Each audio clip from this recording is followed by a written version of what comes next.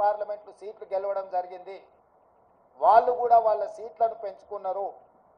ఆనాడు 20% ఉన్న ఓట్లను వాళ్ళు ఈరోజు 35%కి పెంచుకోవడం జరిగింది. అంటే ఈ రాష్ట్రంలో భారతీయ జనతా పార్టీ కూడా ఓట్లు సీట్లు పెరగడం జరిగింది. అయితే ఇందులో వాళ్ళ ఓట్లు సీట్లు పెరగడానికి వాళ్ళ నాయకత్వాన్ని సమర్థించేదానికంటే బీజేపీని గెలిపించడానికి బీఆర్ఎస్ నాయకులు ఆత్మ బలిదానం చేసుకొని అవయవాలను త్యాగం చేసి అవయవ దానం చేసి ఈరోజు బీజేపీని గెలిపించడం జరిగింది. బీజేపీ గెలిచిన 8 పార్లమెంటు నియోజకవర్గాలలో బీఆర్ఎస్ 7 సీట్లల్లో డిపాజిట్లు కోల్పోయింది. ఆదిలాబాద్ కావచ్చు, నిజామాబాద్ కావచ్చు, కరీంనగర్ కావచ్చు, మల్కాజ్గిరి కావచ్చు, సికింద్రాబాద్ కావచ్చు, చేవెళ్ళ కావచ్చు, మహబూబ్ నగర్ కావచ్చు, ఈ 7 పార్లమెంటు నియోజకవర్గాలలో బీఆర్ఎస్ డిపాజిట్లు కోల్పోయి బీజేపీని గెలిపించడం ద్వారా బీఆర్ఎస్ నాయకులు ఆత్మ బలిదానం చేసుకొని అవయవ దానం చేసిండ్రు బీజేపీకి.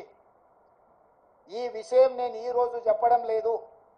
ఎన్నికల ప్రక్రియ మొదలైనప్పుడే స్పష్టంగా పార్లమెంటు నియోజకవర్గాల వారీగా బలహీనమైన అభ్యర్థులను పెట్టి బీఆర్ఎస్ శ్రేణులను బీజేపీకి పని చేపిస్తున్నాడు చంద్రశేఖరరావు అని చెప్పి నేను స్పష్టంగా నిర్దిష్టమైన ఆరోపణ చేసిన.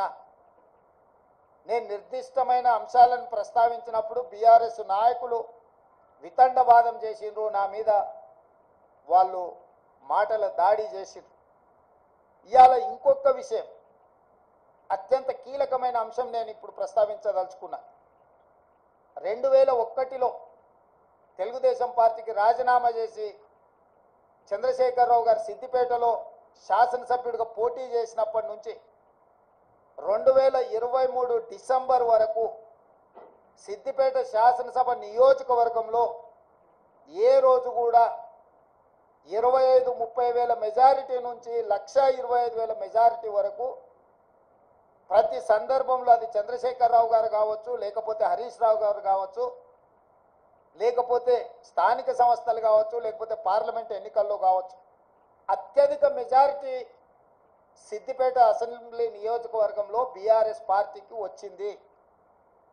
కానీ ఈ పార్లమెంట్ ఎన్నికల్లో హరీష్ రావు గారు సిద్దిపేటలో పూర్తి తన ఓట్లను బీజేపీకి బదిలీ చేసిండు.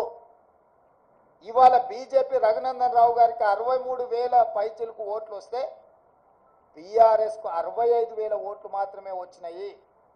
ఈరోజు బీఆర్ఎస్ మెజారిటీ సిద్దిపేటలో 2,500 ఓట్లు మాత్రమే.